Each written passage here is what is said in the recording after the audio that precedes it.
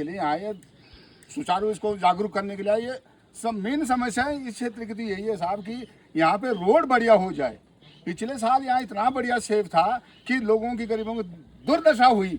रास्तों से कईयों ने तो नीचे फेंका। यहाँ पे मेरे यहाँ पे मशीन लगी हुई है, इस मशीन पे कम से कम नहीं दिए तो 500 पेटियां नीचे बगीचे में गिराई यहाँ पे, क्योंकि देख रहे हैं यहाँ पे दे रही है। मोदी जी ने इतनी योजनाएं निकाल रखी है पर दरअसल उसका कोई भी फायदा हमारी नजर में नहीं लग रहा। सारा जो है वो नष्ट हो रहा है। आपसे यही गुजारिश है, इस क्षेत्र की भी यही मेन मांग है कि आप इस रोड का जो है हो सकता है साहब हम आपके साथ चलते इसको एंड तक इस रास्ते को देखिए, आप इस दुर्दशा को मुक्त करें। पैंसर वाला रास्ता तो शायद थोड़ा सुधर भी गया होगा, इस रास्ते की तो बहुत बड़ी बुरी दशा है और सीजन आ रखा है।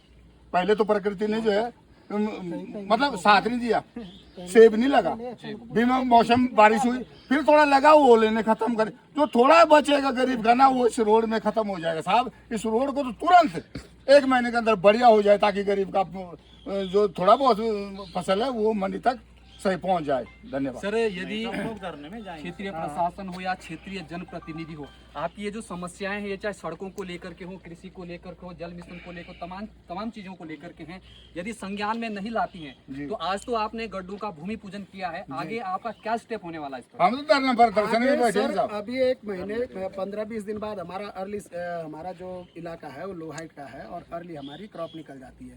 तो 20 जुलाई के बाद हमारा सेब सीजन स्टार्ट हो जाएगा। वो फसल पहले तो किसान सब लोग कोशिश करेंगे कि अपना साल भर की मेहनत है जैसे तैसे जैसे भी हो मंडी तक पहुंचाने की कोशिश करेंगे, क्योंकि साल भर की हमारी मेहनत है।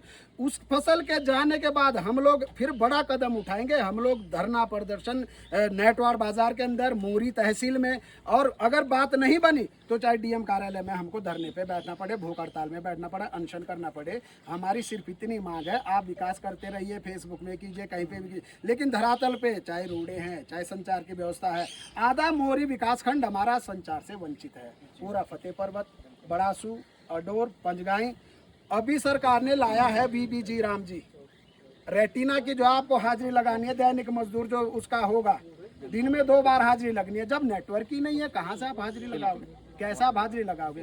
तो स्कीमें आप क्या दिल्ली की एसी के अंदर बैठ के बनाते हो कि देहरादून के एसी के अंदर बैठ के बनाते हो, धरातल की भौगोलिक परिस्थितियां, विषम परिस्थितियां देखकर बनाते हो? तो मेरा सिर्फ इतना निवेदन है कि आप जाग जाओ। अब ये स्टार्टिंग है, हुंकार है। हम लोग त्रस्त आ गए आपके भूमि पूजन को देख देकर, जिस कर देते हो करोड़ों आप सड़कों के नाम पे बर्बाद कर देते हो। आम आदमी को फायदा क्या हो रहा है इन चीजों से?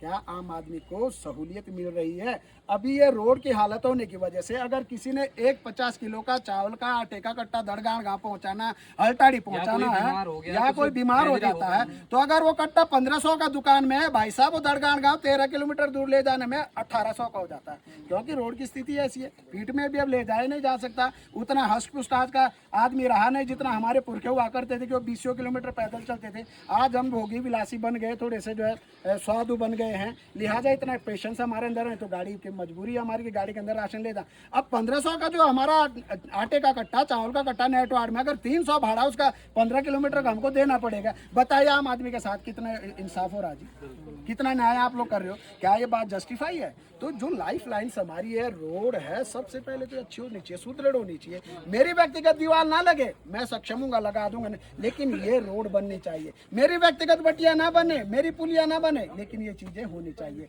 तो यही गुजारिश है, यही निवेदन है कि 10-15 दिन के अंदर अगर आप ये गड्ढों को भरते हो तो भरिए, नहीं तो फिर हम लोग बहुत बड़ा आंदोलन आगे करेंगे।